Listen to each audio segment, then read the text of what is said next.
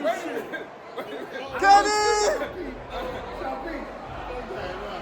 What's up, man? Kenny, what's your reaction to this? My reaction was, oh, shit!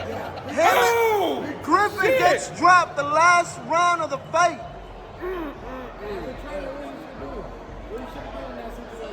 You know what? Listen, I don't criticize no trainers.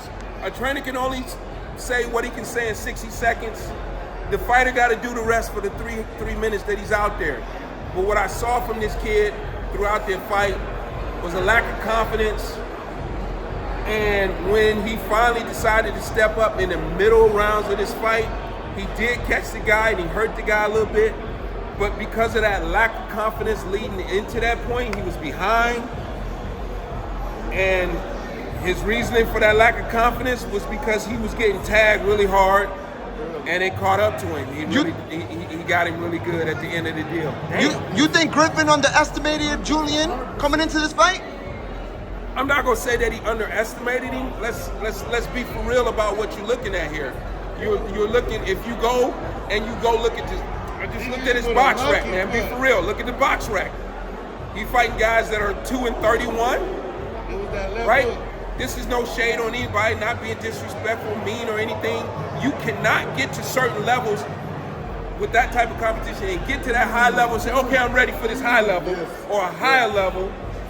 When you didn't climb the right levels to get there. You gotta climb, you gotta take those tests along the way. You were supposed to see somebody like this earlier in your career to see what that shit feels like. You know?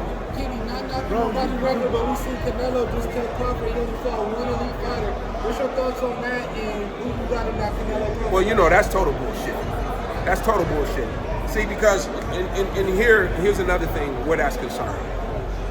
Bud has been a boxer since I first met him, he was like 13 years old. So Bud has been tested in national tournaments, Olympic trials, Pan Am Games. We were in Venezuela together in the Pan Am Games. He's been tested so many times along the way that when he got to the higher levels in professional boxing, he made it look easy. And a lot of times, the guys that he made it look easy against, those are probably the guys that Canelo are saying, oh, that's nobody, it's nobody. Nah, dude, that's who they put in front of me. That's who the champion was at the time, and I beat him. And just like Bud said, everybody that they put in front of him, he has beat him. I'll never bet against Bud. Kenny, I got Bud. Kenny, I never bet against Bud. You think the pressure is now more on Canelo not to lose to the smaller man?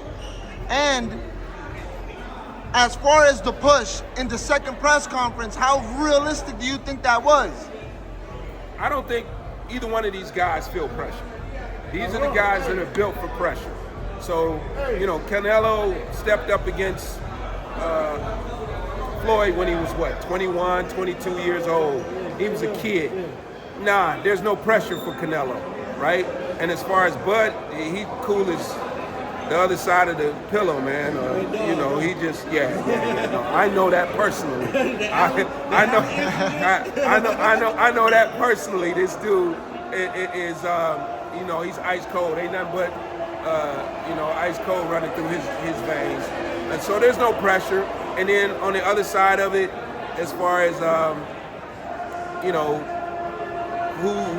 who's the guy that's better prepared for this? You know, each fight is different.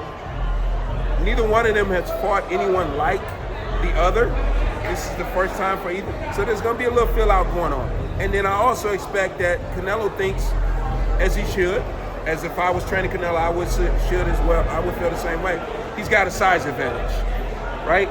Even if Bud comes in at, you know, the same weight, the size advantage goes to the man who's been comfortably fighting there for a long period of time, you know, for a longer period of time. Give me a second, bro. You know what I mean? So, yeah, there's that as well, but I think Bud overcomes that. You know, he usually, with anyone he's in there with, he usually figures them out. He's got this little thing in his brain that figures out everybody's in there with. You know, Oscar had made a video after the second press conference, like I said, where he said it. He was like, man, that shove, that push wasn't real. It was staged. What do you think? And do you think that's personal now? I actually didn't really study the push. I saw it one time, right? I mean, let's keep it real about what's going on in boxing today. Everybody's doing that. So is it staged? Well, when I get ready to get that kind of fight, I'm going to do it. So it's already known that somebody's going to do something like that before they get there.